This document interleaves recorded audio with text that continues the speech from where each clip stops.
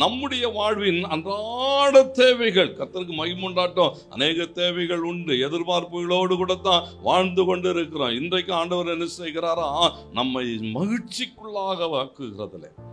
இயேசு வருகிற இடம்லாம் மகிழ்ச்சி தான். இயேசு எங்கெல்லாம் கடந்து போகிறாரோ அங்கே மகிழ்ச்சி உண்டாகிறதை பார்க்கிறோம், குறைவுகள் நீங்குகிறதை பார்க்கிறோம், அற்புதங்கள் நடத்துகிறதை பார்க்கிறோம். அவர் மேலே சொல்லப்பட்ட குற்றச்சாட்டுகளை என்னன்னு சொன்னா மத்தேயு 11:19 சொல்லப்பட்டிருக்கிறது, இவர் எப்போதும் இப்படிப்பட்ட ஆட்களோடு கூட, எப்படிப்பட்ட ஆட்களா, ஆயக்காரரோடு கூட உட்கார்ந்து இருக்கிறாரு, அவங்க கூட போய் உட்காந்து சாப்பிட்றாரு, அவங்க கூட உட்காந்து என்ன செய்யாரு, குடிக்கிறாரு.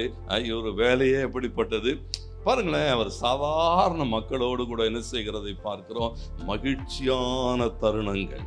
தேவனுக்கு மகிமை உண்டாகட்டேன்னு சொன்னா தேவனுடைய வாஞ்சை, தேவனுடைய விருப்பம் எல்லாம்னா யோவான் 15:11 சொல்லுகிறது, என்னுடைய சந்தோஷம் உங்களில் நிலைத்திருக்கும்படி. ஆண்டவர் என்ன எதிர்பார்க்கிறார்னா, அவர் மகிழ்ச்சியா இருக்கிறார். இயேசு எப்போது என்ன செய்கிறதை பார்க்கிறோம், மகிழ்ந்து இருக்கிறார். நாம் சந்தோஷப்பட்டு களிகூற கடவோம் என ஆட்டுக்குட்டியானவருடைய கல்யாண நாள் வருகிறது. எல்லா நேரங்களிலும் 11வது வசனம் வாசியுங்கள், என்னுடைய சந்தோஷம் உங்களில் நிலைத்திருக்கும்படிக்கும் உங்கள் சந்தோஷம் நிறைவாயிருக்கும்படிக்கும்.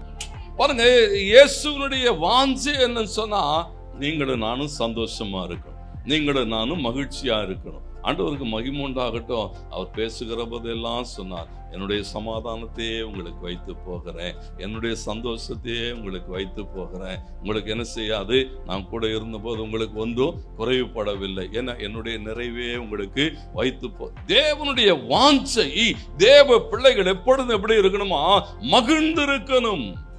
ஒரு பெரிய தேவனை ஆராதிக்கிறோம், சூழல்களை கண்டு தேவ பிள்ளைகள் என்ன செய்யக்கூடாதுன்னு சொன்னா சோர்ந்து போக கூடாது. ஏன் இந்த அற்புதங்கள் இங்கே பதிவு செய்யப்பட்டிருக்கிறது சொன்னா, இந்த சூழ்நிலைகளை தாண்டி கிரியை செய்கிற ஒரு தேவன் நம்முடைய தேவன். இந்த சூழ்நிலைகள் எல்லாம் சாதாரண கடந்து போகிற சூழல்களை பார்த்து அநேக நேரங்களிலே பயந்து போகிறோம். இன்னும் எத்தனை காலம் பாடுவார் பாருங்க, இன்னும் எத்தனை காலம், எத்தனை தூரம் போகணும். கர்த்தருக்கு மகிமை உண்டாட்டம். ஒன்றுக்கும் கவலைப்படாதிருங்க.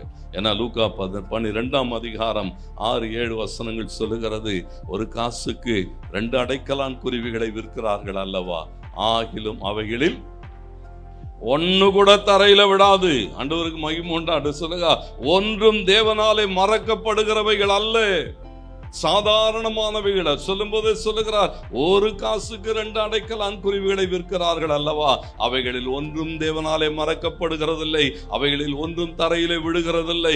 அடுத்த வசனம் சொல்லுகிறது, உங்கள் தலையில் இருக்கிற முடிகள் எல்லாம் எண்ணப்பட்டிருக்கிறது. அடுத்து பேசுகிற போது சொல்லுகிறார், அநேகம் அடைக்கலான் குருவிகளை பார்க்கலும் நீங்கள் விசேஷமானவர்கள். ஏன்னா நீங்களும் நானும் ஒரு தேவனை சொந்த தகப்பனாக ஆராதிக்கிறவர்களாய் இருக்கிறோம்.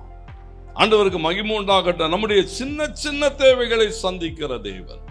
அன்றாட தேவைகள் ஒண்ணுக்கு நீங்க என்ன செய்ய வேண்டியதில்லை. அவர் தான் சொல்றார், அந்தந்த நாளுக்கு அதனதின் அதெல்லாம் பார்த்துப்பார், அவர் பார்த்துப்பார். ஒன்னும் நாளை தினத்தை குறித்து கவலைப்படாதீங்க, ஒன்னும் கர்த்தர் பார்த்துப்பார். தேவன் என்ன செய்வாராம், ஒவ்வொரு நாளும் பாருங்க, இந்த குடும்பம் எவ்வளோ மகிழ்ச்சியோடு கூட என்ன செய்திருக்கிறார்கள்.